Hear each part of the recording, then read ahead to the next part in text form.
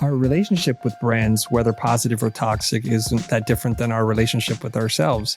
Many of us participate in behaviors and activities that we know are not good for us. Like many of us will binge eat. Many of us don't get out.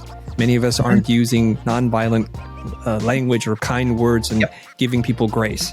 And for some reason, that serves some darker part of us and we're not quite ready to change. So if we can have that with ourselves, I imagine we could have it with other kinds of companies and brands. Exactly.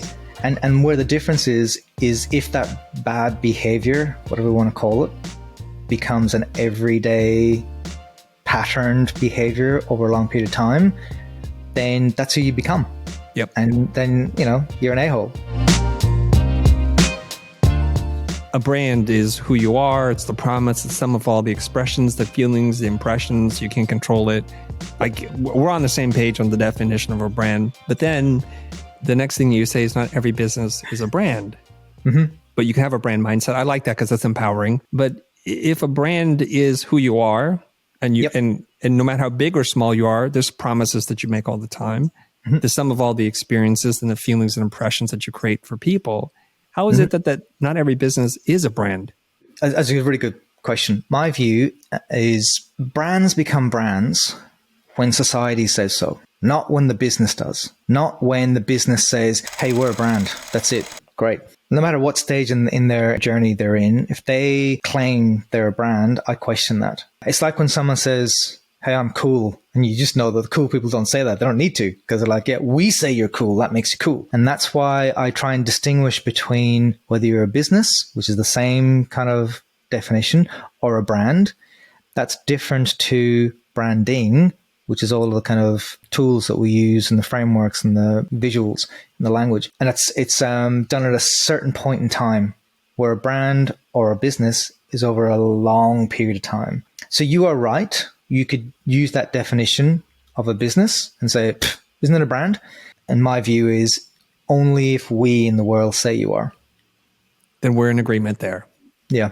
Because if you show up in different ways to lots of different people, there's not this cohesive feeling from people outside. But when enough people agree that this is what you stand for, sometimes it's bad things.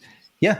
You said there are brands out there that you know very well that you don't like, think are evil, and would never buy from them or support them anyway. But they have a brand. It's not a good one, but they have one.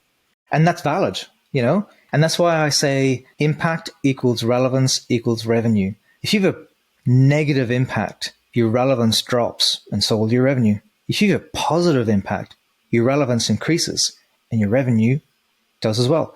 So brand's the same. You could be a really bad, toxic brand and you're still a brand, but how many people are actually going to be showing up for you over time? And I also say that there are toxic brands out there who are very successful, and people say, so how does that work, Kevin? And I genuinely say that's probably because either one, there isn't a viable alternative, because if one did, everyone would just move camp immediately, or number two, they're either hooked in with some kind of an incentivized, systemized way that the value that they get out of it, the cost is, well, you're toxic, but I get this and I'm willing to wear that. And that's individual. That's a personal thing. People might just decide that. I think most of the time is that if you get a replacement equivalent to a toxic brand or business, people will jump ship in a second. Our relationship with brands, whether positive or toxic, isn't that different than our relationship with ourselves. Many of us participate in behaviors and activities that we know are not good for us. Like many of us will binge eat. Many of us don't get out. Many of us aren't using nonviolent language or kind words and giving people grace. And for some reason, that serves some darker part of us and we're not quite ready to change. So if we can have that with ourselves, I imagine we could have it with other kinds of companies and brands. Exactly. And where the difference is if that bad behavior, whatever we want to call it, becomes an everyday patterned behavior over a long period of time, then that's who you become.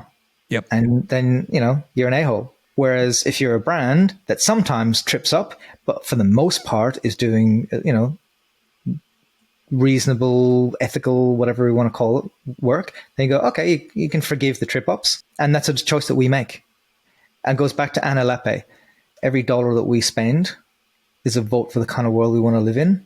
And the toxic brands have to really look at that very carefully, because when we as people in society use our money as a vote and we jump ship to somebody else, they disappear, they die.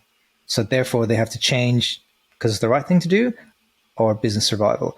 And that's the power we have as individuals, as consumers, and as designers who are in there challenging those organizations, telling them this is where the signals are heading. If you're not aware of it, our job as advisors as well is to tell you, you will not be around. We're here to help you. It's not a criticism. I'm not trying to be all righteous. We're trying to do you a service by telling you, you got to change or you will disappear.